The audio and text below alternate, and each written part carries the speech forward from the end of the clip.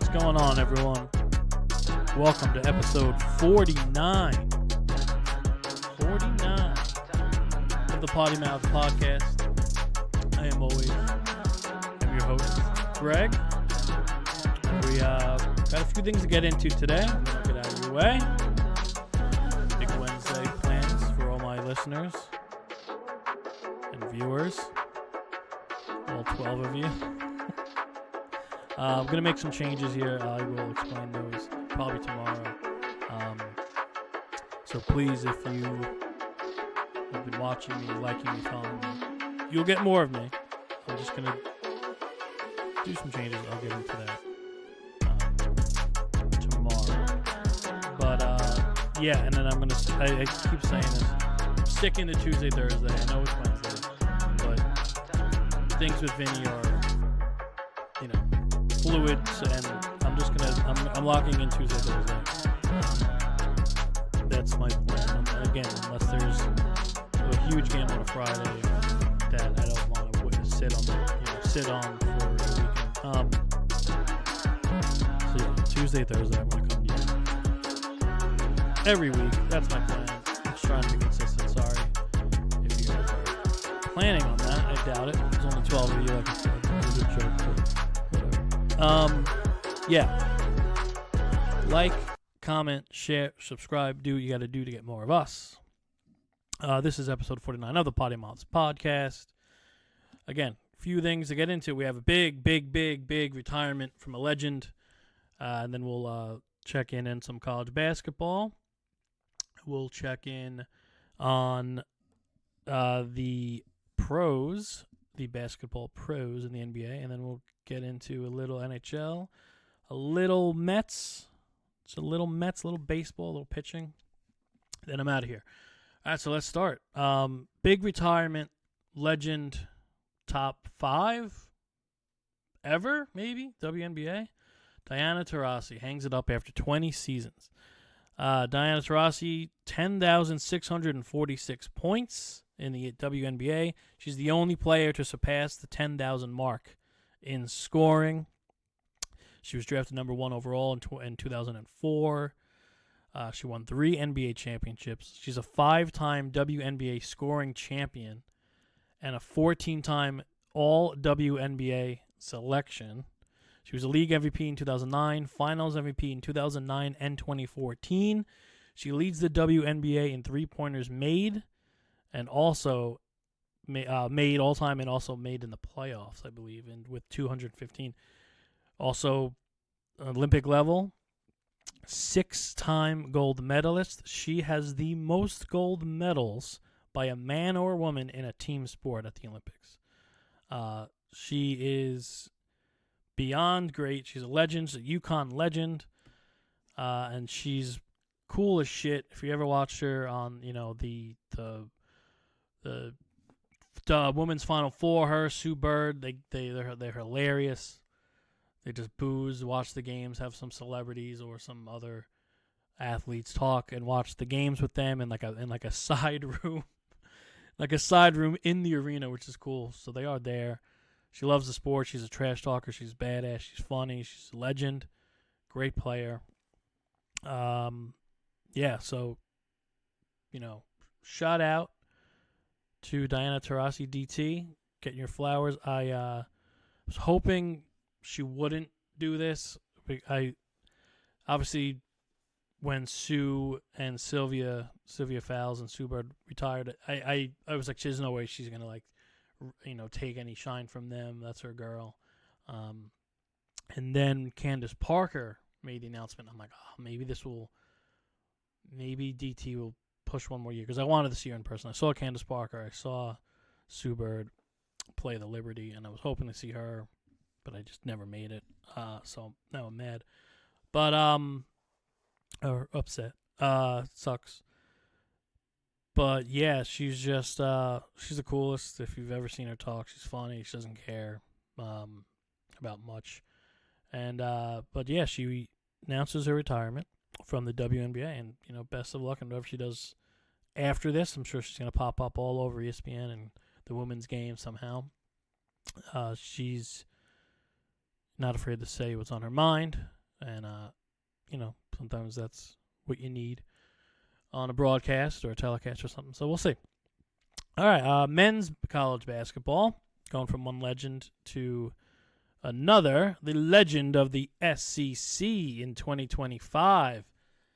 They have 8 teams in the top 25, 4 in the top 6, with Auburn at the 1 spot, Florida at the 3 spot, Tennessee at the 5, and Bama at the 6.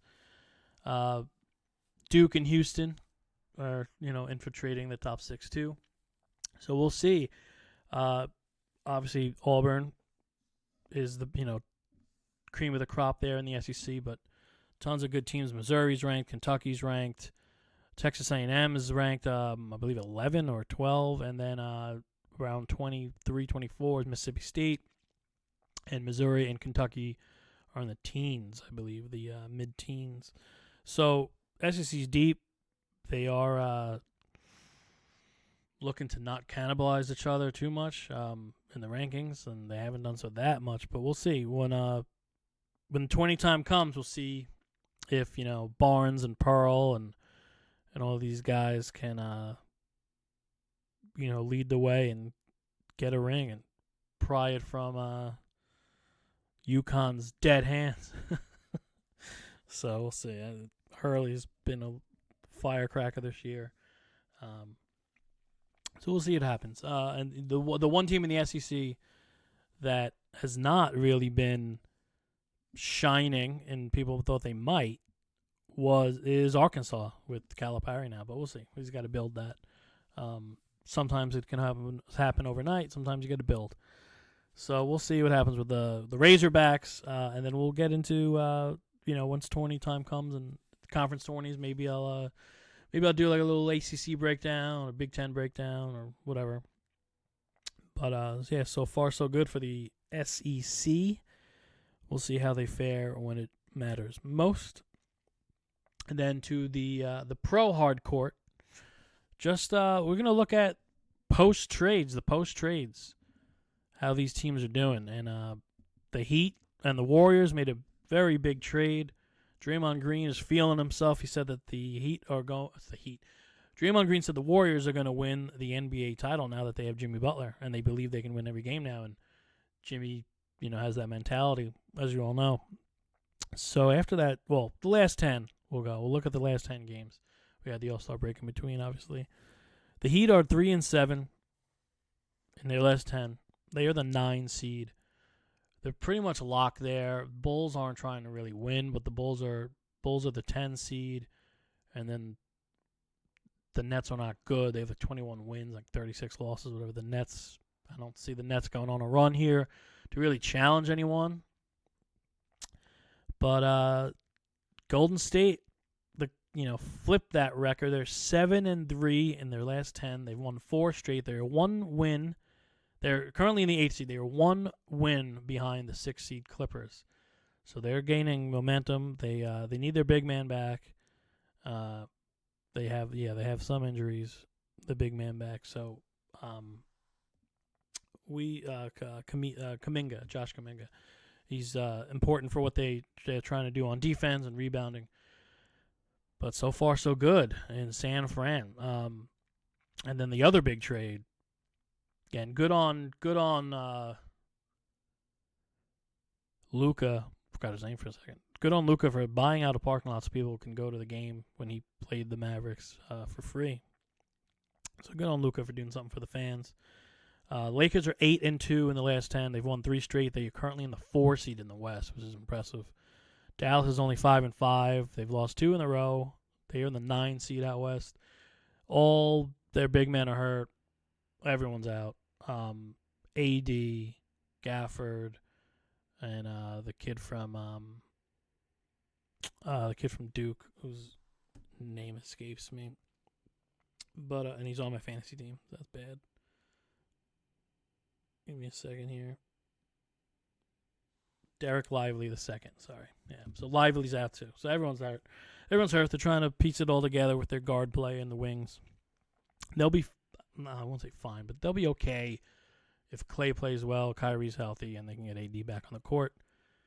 But actually, speaking to that, the Lakers defense has actually been pretty damn good since this trade, since they've injected some Luka.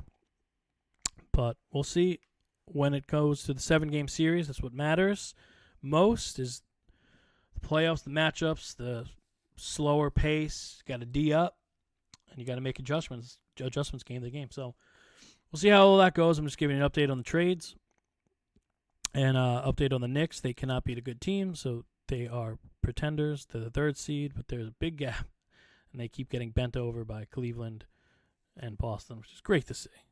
Great to see, if you're me. No love for them, ever. And speaking of trades, a lot of trade rumors going on in the NHL. Everyone's back. And if you notice, the first game back, well, I noticed some scores. First game back after the break, the teams that really didn't have a big representation in the Four Nations Cup kind of slapped the teams that did around. Buffalo really took it to the Rangers. I know the Caps had no one there. The Caps beat the Penguins. I know the Kraken had no one. They went up early on the Panthers. So it was just funny to see. But then that kind of the earth leveled out the next day when these teams that were without some guys during practices throughout the week, they started to get their bearings back. But yeah, lots of trade rumors. Looks like the Blues might blow it up with Braden Shen, Jordan Kyrou, maybe even Bennington getting traded. Looks like the Islanders might deal Brock Nelson, Dobson, or even Mayfield. Brock Besser might be another trade piece that the league tries to get from Vancouver. So we'll see what happens there. I know like Ottawa's in talks with some teams. I don't know what's going to happen, but teams are trying to load up, make that playoff push, and it looks like the Blues and the Islanders could be their little trade partners. I don't know. So what do you think? Comment below if you care. Blues or the Blues trades giving you the blues? Are you going to walk for miles, try and keep the Isles? Do you think Vancouver's lesser if they trade Brock Besser? Look at me. Last thing, I thought I would have Vin today. I was going to, he's missed, like 2 months with me. I was going to try to pick his brain about, remember the Super Bowl? That happened. I was going to try to pick his brain about the Beards and the Yankees and all that shit, but he ain't here. Kind of told him just, rather than wait around, just come tomorrow if you can.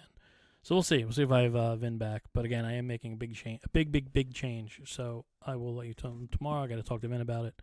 But anyway, going forward, you still have me for sure. We'll see what happens with the potty mouths. Spoiler alert: potty mouths. It might be a little random, more random than I'd like, but we'll see. So the Mets, not good. Montas out to at least June. And now Manaea is going to miss opening day. All these guys are banged up.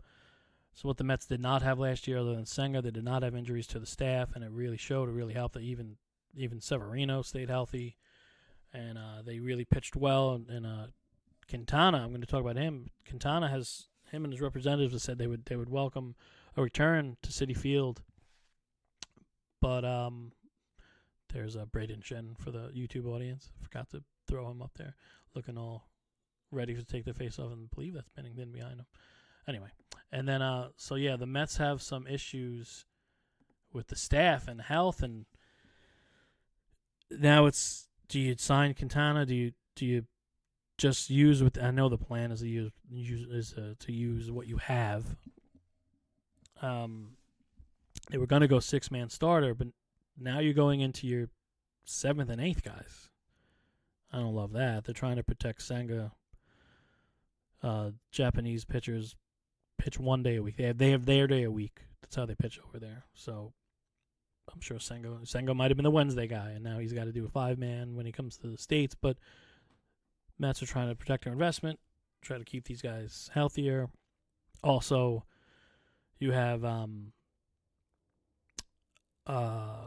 Jesus Christ, the Yankee, the former Clay Holmes. Thank you. thank you myself because no one fed me. I don't have a producer to feed me that name. Clay Holmes, he's also got to get stretched out. Pause. Clay Holmes got to get used to going, 3, 4, 5, hopefully 6, maybe even 7 once. But I doubt that. But so we'll see what the Mets can do.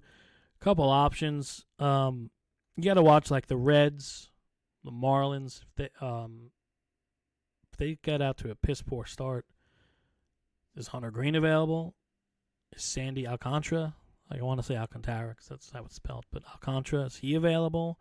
He's rumored. If you go on X, Twitter, whatever the hell you want to call it. If you go on social media, everyone thinks they're going to get Sandy. But we'll see. The Marlins can actually get a return for him if they do deal him, unlike the Jeets. The Jeets deals, they got like beans and rice for, MVPs and Yelich and Stanton. What a joke that was. So, do you give Quintana a look? You know what he is. He's pitched very well for you. You want another lefty. Do you wait to see if the Diamondbacks want to get rid of some salary and Jordan Montgomery falls into your hands? Do the Mets want to hold on to their young infielders? They have in the farm. They want to keep Beatty and Acuna and Jet Williams and Gilbert.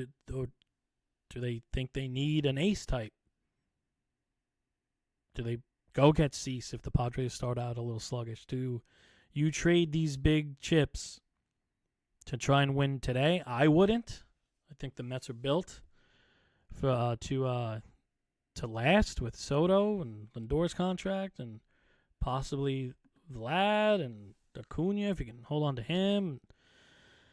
But we'll see. We'll see. I'm at the point where I'd like to hold on to these pieces and build like the Dodgers, at least to start, see what you have. I don't think they need to get rentals, like expensive rentals like Cease. But what the hell do I know? I'm just a guy with a podcast and a mic. All right, let me get Mania off the YouTube. Sorry. See my pretty face. So that's it. That's all I have for you today. March Madness is coming. NHL trades will shake some shit up. Other than that, I'll be back tomorrow. See if there's some results we could talk about. And I will have big news regarding this channel and me and what I plan to do going forward. Please, if you subscribe and you listen and you're hearing this, be ready to hit subscribe again on a different channel for me. PMP isn't going away, but it might be scarce. Might be random as hell when you see these graphics and this song and me again. I have to iron out that with Vin and see what's going on. It's just can't have potty mouths with his one mouth. So. And that means that no ill will, no anger as people get busy and things happen.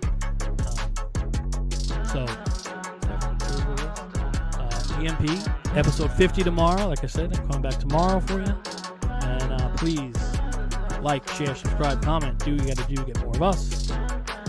Till tomorrow.